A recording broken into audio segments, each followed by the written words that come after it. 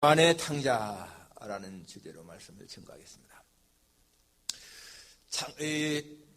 누가복음 15장에 보면 우리가 아는 것처럼 세 가지 비유가 나오죠. 잃은 양을 찾아 기뻐하는 목자의 기쁨이 나오고, 두 번째는 드라크마를 잃었는데 그걸 막 찾다가 찾은 여자의 기쁨이 나오고, 세 번째는 잃은 아들을 찾은 그 아버지의 기쁨이 나오는데, 이 앞에 두 비유와 두 번째, 세 번째 비유는 조금 차이가 있어요.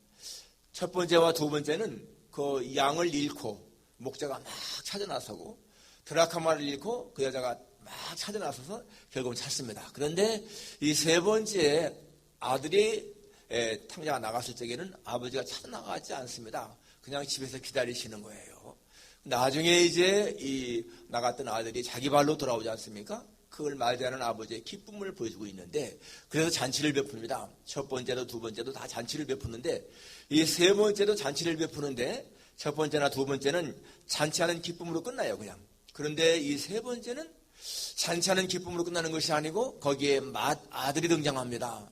이 맏아들이 잔치하는 아버지를 못마땅하게 여기는 그러한 모습이 보입니다.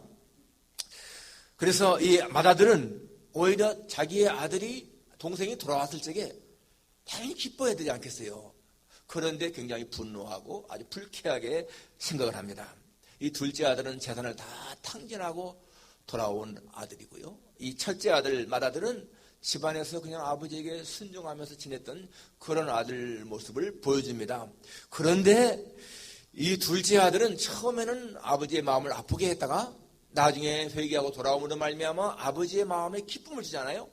그런데 이 맏아들은 아버지의 마음을 아프게 한 적이 없는 것 같아요. 그러지만은 오늘 여기에서 아버지가 그렇게 기뻐할 때에 오히려 아버지에게 막 대어들고요, 아버지에게 따지는 것 같은 그러한 모습을 보여주지 않습니까? 그러니까 이 둘째 아들이 사실은 집을 나가서 아버지의 마음을 아프게 했던 탕자라면은 이 큰아들 맏아들도 마찬가지로 여러분 아버지의 마음에 아픔을 주는 집안에 있는 탕자의 모습인 것을 볼 수가 있습니다. 이 맏아들은 아버지에게 순종하는 것 같았지만은 사실은 그 말투가 보게 되면요, 진정한 순종이 아닌 거예요. 자발적인 순종이 아니에요. 그리고 경건한 사람같이 보이지만은 사실은 경건하지 않은, 돌아온 그 동생 앞에 아버지가 그렇게 기뻐한다면 당연히 기뻐해야 되는데, 같이 이 아들은 기뻐하기보다 오히려 분노하고, 그래서 아버지와 아버지의 마음을 아프게 한 그런 사람입니다. 집안의 탕자. 여러분, 집안의 탕자가 어떠한 사람인가 한번 보겠습니다. 첫째는 사랑이 없는 사람인 거예요. 사랑이 마음이 없는 사람. 자, 오늘 25절. 맏아들은 밭에 있다가 돌아와 집에 가까이 왔을 때에 풍악과 춤춘 소리를 듣고 한 종을 불러 이르 이 무슨 일인가 물은데 대답하되 당신의 동생이 돌아와서 당신의 아버지가 기뻐서 살전 송아지를 잡고 잔치합니다. 자, 이 말을 딱 들었을 적에 집을 나간 동생, 분명히 소식을 들었거든요. 창계와 같이 탕진을 하고 어려움을 당하고 죽을 고생을 하고. 그런데 그 말을 들은 이 아들이 그가 노하여 들어가고자 않았다. 분노부터 나타냅니다. 자기 아들 동생이 돌아가는데 분노부터. 영어 성경에 보니까 the older brother became angry. 아주 화를 내는 그러한 모습을 보여주죠. 이 맏아들 입장에서 볼 적에는 아버지가 이 동생을 그냥 내쫓아버려야 시원한데, 혼을 내고 내쫓아버려야 시원한데 받아들였다. 이게 굉장히 불쾌한 거예요. 그렇게 재산을 탕진한 이 아들을 왜 받아줬을까 하는 그런 마음입니다. 더 불쾌한 게 뭐예요?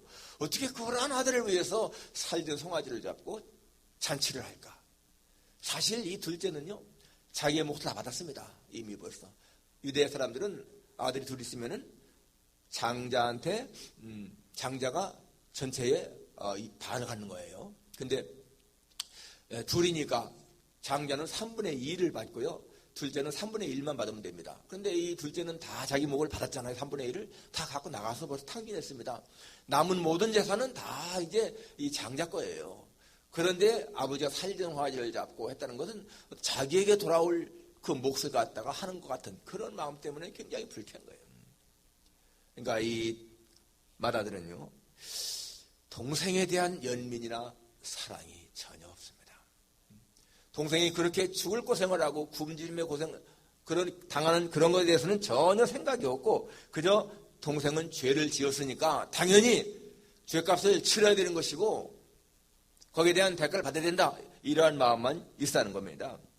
그러니까 이 둘째 아들은 사랑받을 자격도 없고 가치도 없는 사람. 그러니까 당연히 미움을 받아야 할 자다. 여러분 이것이요. 그 당시에 바리새인과 서기관들이 세리나 창녀나 또는 죄인들에 대한 그런 생각을 보여주는 거예요. 바리새인들, 서기관들 하나님을 잘 믿는 사람들 아니겠습니까? 그런데 그런 사람들의 눈으로 볼 적에 죄인, 세리, 창기 이런 사람들은 상종도 못할 사람들이다. 전혀 연민이 사랑이 없습니다. 여러분 이 미국이 우리가 참 신앙의 위에 세워진 나라로 알고 있습니다. 그렇죠? 청교도 신앙 위에 세워진 나라 아니겠습니까? 그리고 이 미국의 무슨 정치 또는 뭐 경제, 부 이런 것의 모든 기득권은 백인들 중에서도 최상위 그룹이 다 갖고 있습니다. 그렇기 때문에 그런데 우리가 볼 적에 미국 민주주의라 하지만은요 사실상 이 최상위 층에 있는 백인들 그들은 이 미국이요 계급사회. 우리 눈에는 안 보이지만은요 인종적으로 또는 어떤 재산 또는 뭐 어떤 교육 수준 이런 걸로 볼 적에 철저한 계급사회입니다. 우리가 다 공교육을 받잖아요. 초등학교부터 공립학교 보이지 않았습니까? 그런데 여러분 최상위 사람들을 보세요. 그들은 공립학교 안 보냅니다. 초등학교 때부터 다 사립초등학교, 사립중학교, 사립고등학교 그렇게 보내는 거예요. 그런데 여러분 백인들 가운데서도 계급이 있어요. 가난한 백인들, 이 노동자 백인들 이거는 아주 굉장히 무시당합니다. 그래서 여러분 이 백인들을 차별하는 그러한 말들이 있잖아요. 이 white trash, 백인 쓰레기, waste people, 아주 아무 가치 없는 그러한 사람들, 이게 백인들을 말하는 거예요. 백인들을 말하는 거.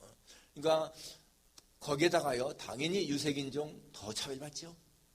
그게 하나님을 섬기는 사람들의 모습인 거예요. 이 바리새인과 서기관들 하나님을 잘 섬긴다고 하지만은 신앙에서는 그렇지만은요 실제 생활에서는 이렇게 세리나 죄인들을 무시하고 멸시하는 거 똑같습니다. 백인들 최상위층에 있는 사람들 다 신앙인이라고 하나님을 섬긴다고 하는데 그러면서 이렇게 가난한 사람들, 유색인종들 뭐 다 무시하는 거예요. 멸시하는 마음이 있습니다. 오늘 이 마형의 모습이 바로 그러한 것을 우리에게 보여줍니다. 성경은 형제를 사랑하고 우애하기를 서로 먼저 해라. 존경하기를 먼저 하라. 이렇게 말하고 있잖아요. 우는 자와 함께 울고 즐거워하는 자와 함께 즐거워하라. 이게 성경의 가르침인데 실제로 많은 사람들이 우월의식 가지고 살고 있습니다. 우월의식 가진 사람들은요. 이 자기보다 열등한 사람들에 대한 사랑이 없어요. 무시하는 겁니다. 멸시하는 거예요. 바로 오늘 우리는 이 마태복음에서 그러한 모습을 발견하는 것입니다. 그런데 사실상 남을 멸시하고 무시하는 그런 사람들 마음에는 진정한 만족과 행복이 없어요. 어려운 사람을 돕고 사랑하고 용서하는 그런 데서 마음의 평안함이 기쁨이 있는 것이죠. 다른 사람들을 무시하는 그러한 삶은 절대 행복한 것이 아닙니다. 오늘 이 맏형 모습, 사랑이 없는 자, 동정심이 없는 자 모습을 보여줍니다. 두 번째는 이 사람은요 은혜를 모르고 율법에 매여 사는 사람인 거예요. 자, 그가 노아에 들어가기 하지 아니할 때 아버지가 나와서 권한대. 아버지가 나와서 들어가서 우리 같이 잔치에 참여하자라고 하지 않습니까? 그때 29절에 아버지께 대답하여 이르되 내가 여러 해 아버지를 섬겨 명을 어김이 없거늘 내게는 염소새끼라도 주어 내 벗으로 즐게 하시는 일이 없더니 아버지의 살림을 창녀들과 함께 삼켜버린 이 아들이 돌아오매 이르되 살림하지 잡으셨나이다. 이 아들의 말요 아버지에게 굉장히 무례한 말이죠. 여기요 내가 아버지께 이 아버지 대답하는데 내가 여러 해 아버지를 섬겨 명을 어김이 없다. 영어 성경에 보니까 look 보세요 이런 말 look all these days 최근에 여러 날 동안에 I have been slaving for you. 내가 당신을 위해서 노예로 살아왔습니다. 여기는 우리 성경에는 명을 섬겼다고 나오지만은요, 영어 성경에 보니까 내가 당신을 위해서 노예로 살아왔다는 거예요. 그리고 never disobeyed your order. 당신의 명령을 불순종한 적이 한 번도 없습니다. 그러니까 이 아들은 자기 아버지와 같이 산 것이 그냥 아버지의 사랑과 은혜에서 사는 것이라고 생각하지 않고 자기가 노예처럼 일했다는 거예요. 종처럼 살았다는 겁니다. I have been slaving for you. 당신을 위해서 내가 노예로 살아왔습니다. 여러분, 이게 얼마나 아버지 마음을 아프게 했을까. 그렇게 사랑을 베풀었는데 아니 자기가 노예로 살아왔다니. 정말 이 아들은 아버지의 사랑과 은혜를 제대로 받아들이지 않은 사람인 거예요. 그 당시에 예수님 당시에 많은 바리새인들 서기관들 하나님을 사랑한다고 했지만은 예수님 뭐라고 했습니까? 이사야 선지자의 말을 인용해서 너희가 입술로는 나를 사랑하되 마음은 내게서 멀도다. 똑같은 거예요. 이 아들도 입술로는 아버지께 순종하고 아버지의 명을 어김이 없습니다 라고 했지만은 사실은 그 마음은요 아버지에 대한 사랑이 없어요. 진정한 자발적인 순종이 아니었습니다. 어떤 청년이 예수님 앞에 와서 내가 무엇을 해야 영생하겠습니까? 네가 율법 알지 않느냐? 내가 율법은 다 지켰습니다. 여러분, 율법을 다 지켰다면 영생 얻을 때 문제가 없잖아요. 그 사람도 마찬가지인 거예요. 입술로는 다 자기가 율법을 지켰다고 하지만은 율법을 지킨 사람이 아닌 거예요. 율법을 지켰으면 제일 먼저 중요한 게 뭡니까? 사랑이잖아요. 사랑. 사랑이 없잖아요.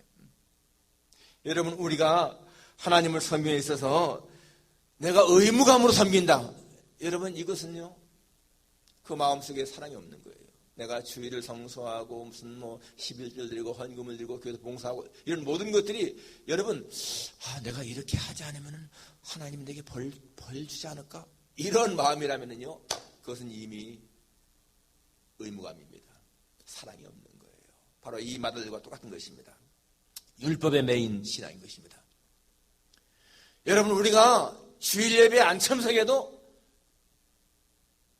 예수님을 믿으면은 천국 가는 데는 지장 없습니다. 우리가 수요일 밤 예배 안 나와도 내가 예수님을 확실하게 믿으면은 천국 가는 데 지장 없습니다.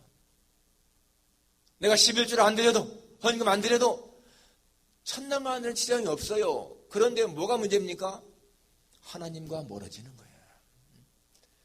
내가 예배를 소홀히 하고 내가 봉사를 소홀히 하고 내가 헌금을 소홀히 하면은 천당 간다 할지라도 여러분 이 땅에서 하나님과의 교제가 멀어지는 거예요. 하나님과의 교제가 멀어지면 행복할까요? 절대 그렇지 않습니다. 부모에게 효도하는 자식이 의무감에서 효도한다면 얼마나 힘들겠습니까? 그러나 부모님의 은혜가 너무나 고맙고 감사해서 자발적으로 부모님에게 효도하면 그 효도가 기쁨이 되잖아요. 힘들지 않잖아요.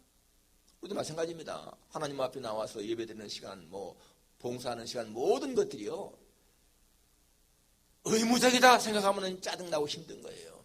교회 일 하는 데에 왜 이렇게 짜증나고 힘들까? 그건 의무감으로 하는 거예요. 하나님이 절대 기뻐 받으지 않습니다. 안 하는 게 훨씬 좋은 거예요.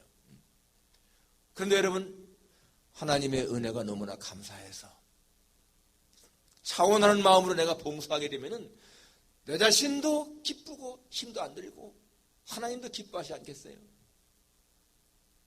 우리 신앙생활을 절대로 율법에 매여서 하면은 절대 안 돼요. 은혜 안에서 해야 되는 거예요. 은혜 안에서. 러시아의 작가 막심 고르키가 이런 말을 했습니다. 일하는 것이 즐거우면 인생은 낙원이고 일하는 것이 의무라면 인생은 지옥이다. 여러분들이 매일매일 아침에 눈 뜨면 나가서 일하는데 하루 종일 일하는데 그 일하는 것이 의무감으로 한다면 그 삶은 행복할 수가 없는 거예요. 지옥인 거예요. 그런데 그 일하는 것이 즐거워. 사람을 대하는 게 즐겁고 내가 이 사람들에게 이렇게 서비스를 제공하고 저 사람들이 기뻐하고 그러면요 즐거운 거예요. 그러면 내 인생이 천국인 거예요. 정말 자기의 직업에 대해서 만족이 없고 일하는 거에 대해서 재미가 없으면 불행한 사람입니다. 자신이 하는 일에 대해서 즐거움을 가져야 인생이 만족한 거예요. 행복한 겁니다. 우리 신앙생활 특별히 그렇습니다. 절대로 의무로 하면은요 안 되는 거예요. 언제든지 특권으로 생각해. 특권으로. 내가 교회에 와서 이렇게 예배드리는 거 하나님을 위한 것이기보다 내가 받는 내가 너무나 귀하다. 정말 행복하다. 그런 마음이면 자발적이잖아요. 사랑의 식탁 하는 것도 마찬가지입니다. 사랑의 식탁 하는 거 이렇게 힘들게 내가 한다. 그러면 고역이 되는 거예요. 행복한 것이 아니에요. 그런데 내가 조금 수고함으로 말미암아 많은 사람들이 기쁜 마음으로 음식을 먹고 즐거워한다. 그런 마음 가지면 여러분 그는 은혜 안에 사는 거거든요.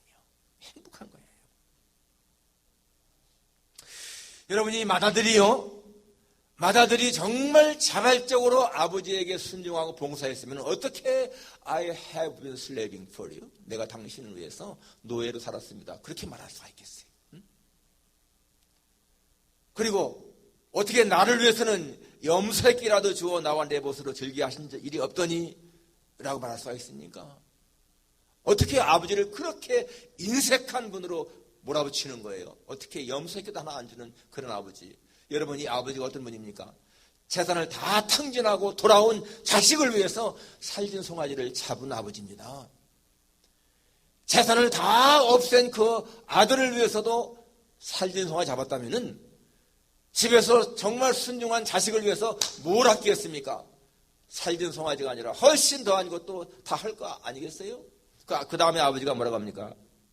아버지가 이르되 예 너는 항상 나와 함께 있으니 내 것이 다 내 것이다. 이 아버지의 말 보세요. 이 아들은 염소새끼 한 마디 안 줬다고 그러는데 아버지의 말씀은 야, 내게 다 내 것이야. 내가 마음대로 할 수 있는 거야. 그런데 이 아들은요. 그게 그냥 아버지가 인색해서 자기한테는 하나도 안 주는 그런 분을 몰아치고 있습니다. 그러니까 아버지를 몰라도 너무 모르는 거죠. 여러분 이 말씀 속에서 내 것이 다 내 거다 이 말씀 속에서 하나님이 우리에게 하신 말씀으로 들으세요. 하나님은 하나님의 모든 것이 다 우리의 것이라고 그렇게 말씀하시는 거예요. 그렇잖아요. 자기 아들까지도 아끼지 않으시고 주신 분이신데 자기가 가장 사랑하는 독자 예수님도 아끼지 않고 우리에게 주신 분이신데 그 아버지가 뭘 아끼겠어요? 하나님의 모든 것은요 다 우리의 것입니다. 하늘나라 하나님은 우리에게 상속하신 거예요. 그러니까 우리가 얼마나 부유한 자인가 알아야 돼요. 하나님의 은혜를 모르는 사람들은 그래서 하나님 나에게 준 게 뭐가 있어? 그러잖아요. 자기들도 보면은 자식들 부모가 나한테 해준 게 뭐가 있어? 아주 은혜를 모르는 자식들이죠. 자식인 부모한테 여러분 뭐 해준 게 뭐가 있느냐요. 낳고 그렇게 기른 게 누군데요? 하나님도 마찬가지입니다. 여러분 하나님 나한테 해준 게 뭐가 있어? 어떤 농부가 하나님이 나한테 뭐 도와준 게 뭐가 있어? 내가 다 땅을 파고 갈고 씨 뿌리고 다 거름주고 해서 이렇게 곡식 자란 건데.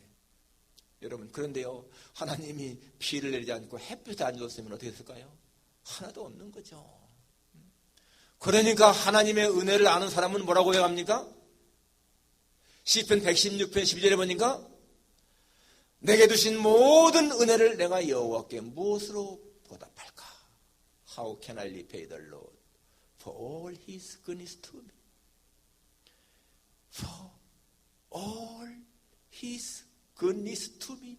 나에게 주신 all goodness, 그 좋은 것들을 내가 How can I repay the Lord? 내가 아버지께 여호와께 어떻게 보답할까?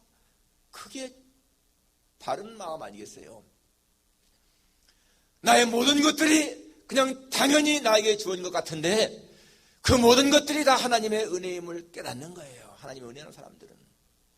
오늘 신문 보니까 어느 유명한 연예인의 오빠가 39살에 세상을 떠나서 암으로. 근데 그분 마지막 한 말이 뭐냐면요. 이러더라고. 항상 즐겁게 사십시오.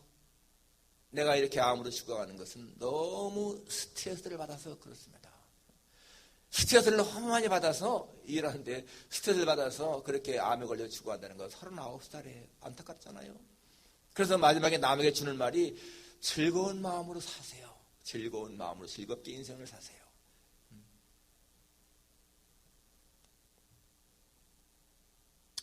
정말 여러분, 하나님의 은혜를 아는 사람들은 마음이 즐거워야 돼. 즐거워야 돼. 언제나 하나님의 은혜를 감사하면서 다윗처럼 여호와 나의 목자시니 내게 부족함이 없으리로다. I shall not be in want. 결핍이 없다는 거예요. 그렇습니다, 여러분. 하나님의 은혜하는 사람들은 그렇습니다. 우리가 율법에 매여 신앙생활을 하게 되면은 기쁨이 없고 만족이 없고 항상 고통이 많지만은 그러나 여러분 우리가 하나님의 은혜를 알고 그 안에서 생활하게 되면은요 마음에 평강이 있고 기쁨이 있습니다. 마지막 세 번째로 이 맏아들 이 사람은요 아버지의 기쁨과 아픔을 이해하지 못한 사람인 거야. 32절에 그런 아들에게 이제 아버지 하신 말씀이 야, 내 동생은 죽었다가 살아났으며 내가 잃었다가 얻었기로 우리가 즐거워하고 기뻐하는 것이 마땅하니라. 여러분 이 맏아들은요 30절에서 뭐라고 말하느냐면 아버지의 살림을 창녀들과 함께 삼켜버린 이 아들이 돌아오매 자기 동생이라고도 안 해.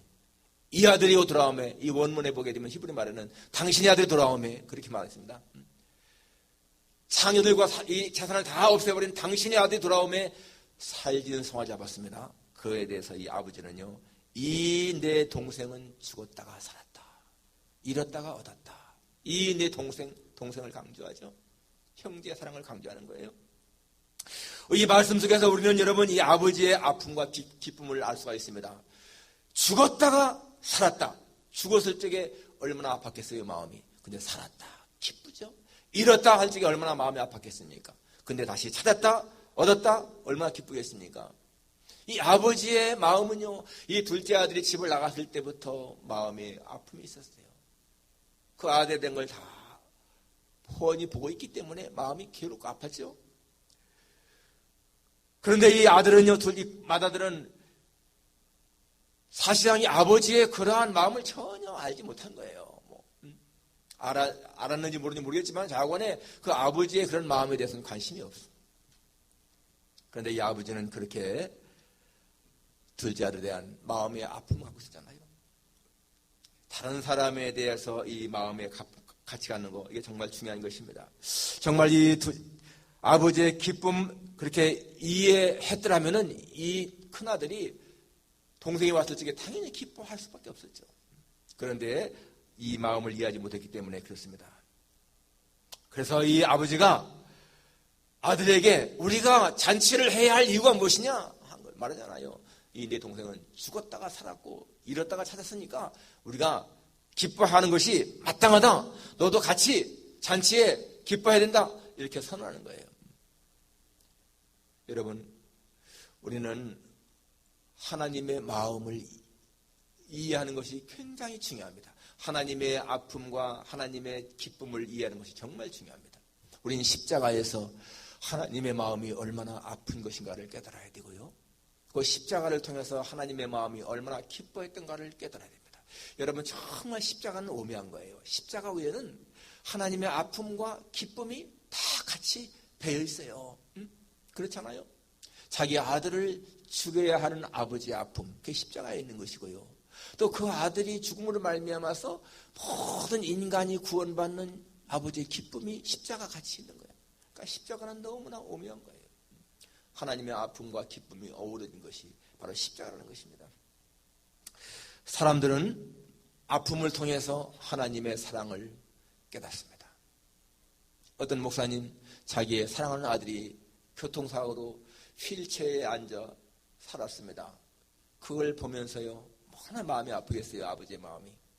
근데 그걸 통해서 하나님의 마음의 아픔을 깨달은 거예요. 그러면서 이 장애인들에 대한 그러한 눈이 떠지게 되고요. 그래서 평생을 장애인 선교를 하며 살았습니다. 그런 아픔을 통해서 하나님의 사랑을 깨닫는 거예요. 한국의 유명한 대학성 선교회 김준군 목사님도 자기 딸이 30대 초반인가에 암으로 세상을 떠나잖아요. 그 죽어가는 딸을 보면서 너무너무 마음의 아픔을 느꼈는데 그 아픔 속에서 하나님의 사랑을 깨달은 거예요. 하나님의 아픔을 깨달을 때에 하나님의 사랑을 깨달을 수가 있습니다. 우리는 하나님의 아픔을 깨닫고 하나님이 어떻게 할 때 기뻐하는 걸 깨닫고 여러분 그러할 때요 우리는 교회의 충성스러운 일꾼이 될 수 있는 겁니다. 오늘 이 맏아들은 아버지의 기쁨과 아픔을 전혀 이해하지 못하다는 것입니다. 크리스천의 비극이 무엇인가 하면은 하나님의 은혜 속에 살면서도 그 은혜를 알지 못하는 것. 항상 그 마음에 메마름이 있고 감사도 기쁨도 없는 것. 여러분 이게요 크리스천들의 정말 비극인 것입니다. 우리는 하나님 앞에 감사하는 마음이 있어야 돼. 감사. 정말 감사는요 우리의 삶을 생활을 생기 있게 하잖아요. 우리의 생명 주신 것을 정말 감사하고요. 나에게 건강을 지켜주신 것도 감사하고 내게 가정이 있고 아내가 있고 남편이 있고 그리고 자녀가 있고 내가 일할 수 있는 일터가 있고 섬길 수 있는 교회가 있고 친구가 있고 이웃이 있고 여러분 정말 이 모든 거 생각하게 되면요 모든 게 다 감사거든요. 모든 게 하나님의 은혜인 것입니다. 그럴 때에 여러분 우리의 삶에는 기쁨이 있는 것이고 하나님을 기쁘시게 하고 우리 자신도 기쁨을 누린다. 내 자신이 집안에 있는 탕자는 아닌가 생각해 보세요. 우리는 성경 속에서 집을 나간 탕자 전 나와 상관없어. 그럼 은혜가 안 되는 거예요. 내가 집을 나간 탕자일 수 있겠구나. 집안에 있는 이 맏아들 나와는 상관없는 사람이야. 그러면 별로 은혜가 없어요. 내가 바로 집안에 있는 탕자일 수가 있겠구나. 그럴 때 우리는 더 하나님 앞에 가까이 나가게 되는 거예요. 어쨌든 간에 여러분 우리의 삶이요 하나님과 가까이 있는 것이 중요합니다. 그것은 어떤 물리적인만이 아니라 마음이 중요한 거예요. 이 아들은 아버지와 같이 있어도 마음은 아버지에게서 멀었습니다. 그러나 여러분 항상 우리의 마음이 하나님에게 가까이 다가가는 삶 그것이 행복한 삶인 줄 믿으시기를 축원합니다. 기도하겠습니다. 하나님